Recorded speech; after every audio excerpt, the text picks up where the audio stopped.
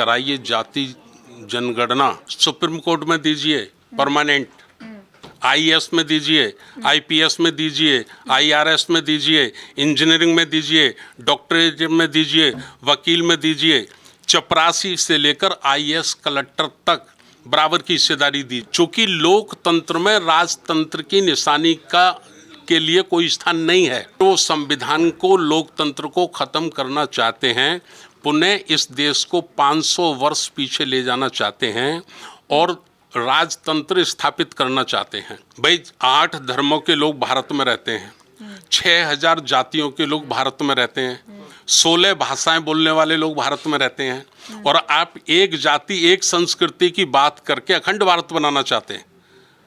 अखंड भारत बनाना नहीं चाहते, बल्कि भारत को तोड़ना चाहते हैं। नमस्कार, मैं ब्यूटी गिरी और आप देख रहे हैं नेशनल दस्तक। आने वाले 26 नवंबर को, जो कि संविधान दिवस है, जिस दिन संविधान लागू हुआ था, उस दिन राष्ट्रीय बौद्ध महासभा के द्वारा जंतर मंतर पर विशाल प्रदर्शन करने का योजना बन रही है। ये क्यों हो रहा है, क्यों किया जा रहा है, इसके बारे में हम जानेंगे। क्या कहेंगे सर, ये 26 नवंबर को संविधान दिवस के दिन धरना करने का क्या मंतव्य है? देखिए, आज से 74 वर्ष पहले 26 नवंबर 1949 को इसी संविधान को भारत की जनता ने अंगीकार किया था, स्वीकार किया था। इन 74 वर्षों में संविधान के साथ बहुत बड़ा छेड़छाड़ हुआ है। जो बहुजनों के अधिकार हैं उनको बदला गया है, दबाया गया है। इस सब के साथ साथ अभी 28 मई 2023 को जो नया संसद भवन बना, उस संसद भवन में संगोल राजदंड की स्थापना हुई। ये संगोल जो राजदंड है, ये आज से 500 वर्ष पहले जो राजतंत्र होता था उस समय का है, और वो भी तमिलनाडु में एक छोटा सा शहर था चोल, वहाँ के राजा की ये परंपरा थी। तो वहाँ के राजा की ये परंपरा थी, और उस वक्त मुट्ठी भर लोगों को छोड़कर सारी प्रजा के साथ अन्याय अत्याचार होता था। लेकिन सेंगोल तो जो है स्वतंत्रता की निशानी है। जब अंग्रेज छोड़ के गए तो पंडित नेहरू को वो सौंप गए, उन्होंने दिखाया कि हाँ, आपका राज्य अब आपके हवाले करते हैं। देखिए, अंग्रेजों ने जब सत्ता का हस्तांतरण किया तो उन्होंने सत्ता का हस्तांतरण किया था, सिंगोल वहाँ था भी नहीं। वहीं एक जो साजिश रचते हैं लोग, जो पिछले 5000 वर्षों से साजिश रच रहे हैं देश में, उनमें से ही मुट्ठी भर लोगों ने सिंगोल को पंडित जवाहरलाल नेहरू को दे दिया। जैसे कुछ लोग आज़ादी की खुशी में फूल दे रहा था, कोई कुछ दे रहा था, तो उन्होंने भी दे दिया। लेकिन पंडित जवाहरलाल नेहरू ने प्रॉपर बनवाया गया था, डिजाइन करवाया गया था सेंगोल को। देखिए, किसने डिजाइन कराया? अंग्रेजों ने डिजाइन कराया, भारत सरकार ने डिजाइन कराया। संविधान में उसकी चर्चा हुई, संविधान सभा में उसकी चर्चा हुई, नहीं हुई ना। तो जो मनुवादी व्यवस्था को थोपना चाहते उनकी साजिश थी ये। लेकिन पंडित जवाहरलाल नेहरू ने इसको एक उपहार में लेकर और उसको इलाहाबाद का जो म्यूजियम है उसमें उसको स्थापित कर दिया।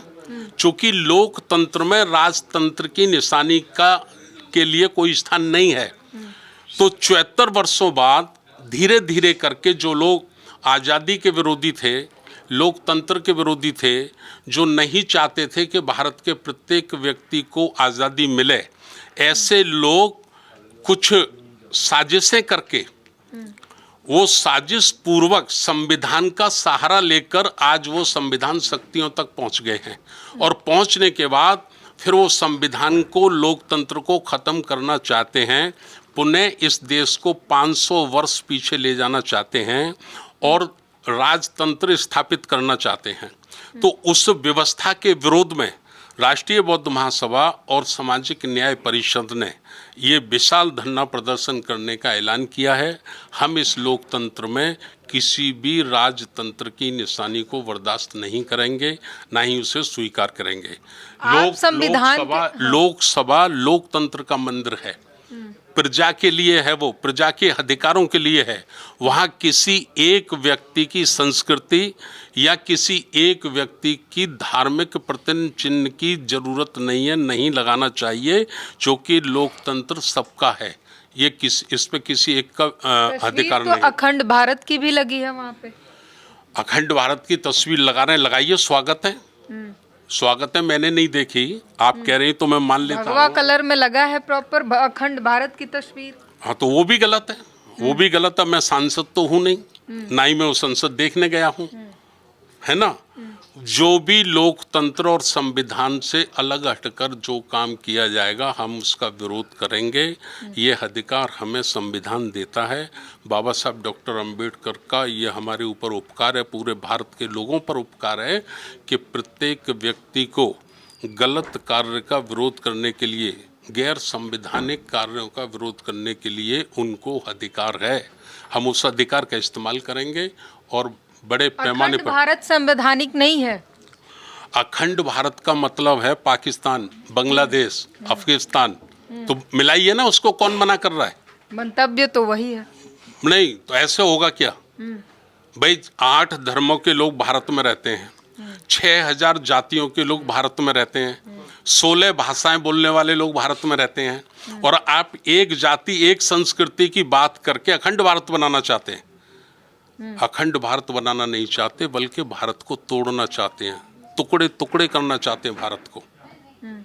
ये हम बाबा साहब को मानने वाले लोग कतई भारत के खिलाफ रची जाने वाली साजिश को स्वीकार नहीं करेंगे।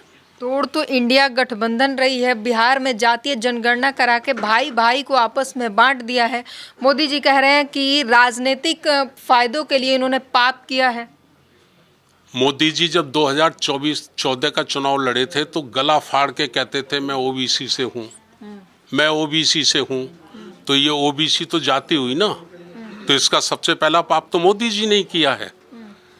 और जब राम गोविंद कोविंद साहब को राष्ट्रपति बनाया गया तो पूरी भाजपा कहती थी हमने एक दलित को राष्ट्रपति बनाया, तो ये पाप तो भाजपा ने किया है। क्योंकि आप कहते हैं कि आगे नहीं बढ़ने दिया जा रहा है, इसलिए उन्होंने कहा कि हम आगे बढ़ा रहे हैं।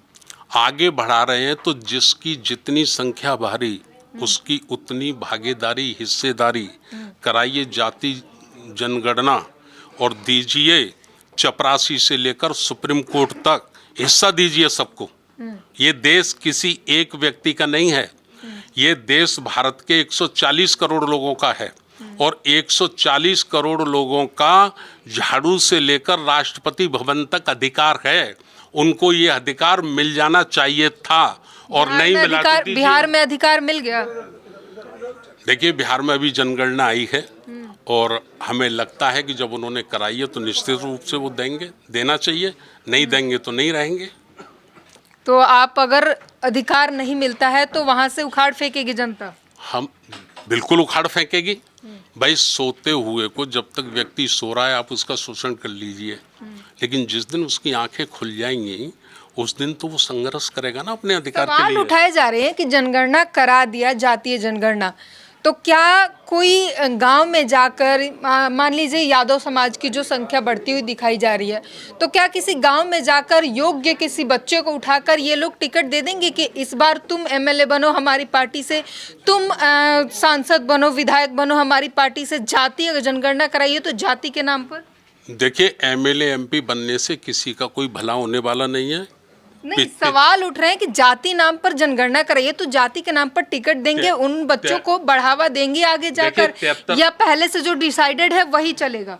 131 सांसद SC ST के बैठे हैं पार्लियामेंट में, 100 से ज्यादा ओबीसी के बैठे हैं, 250-300 से ज्यादा सांसद बहुजन समाज के बैठे हैं। क्या फायदा उनसे? कुछ नहीं।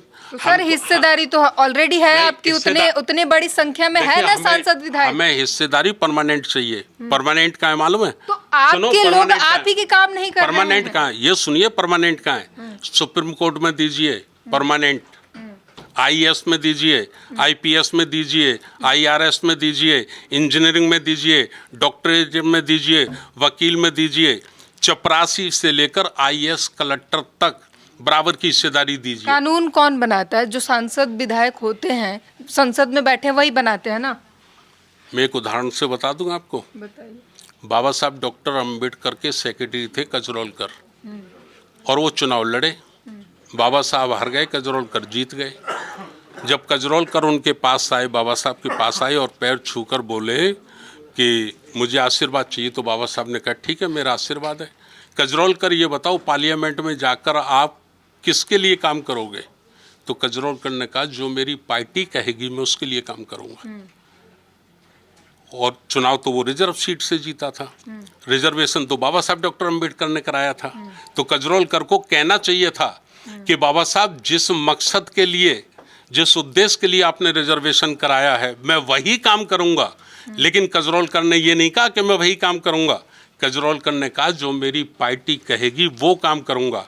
तो ये पार्टियों के चरणदास बंधुआ मजदूर हैं। तो आप मानते हैं कि एससी एसटी ओबीसी के समाज के तमाम सांसद विधायक जो हैं वो अपने रास्ते से भटके हुए हैं, अपने मकसद से भटके हुए हैं, पार्टियों की गुलामी कर रहे हैं? देखिए, ये हमारे साथ बड़ा धोखा हुआ था 24 सितंबर 1932 को।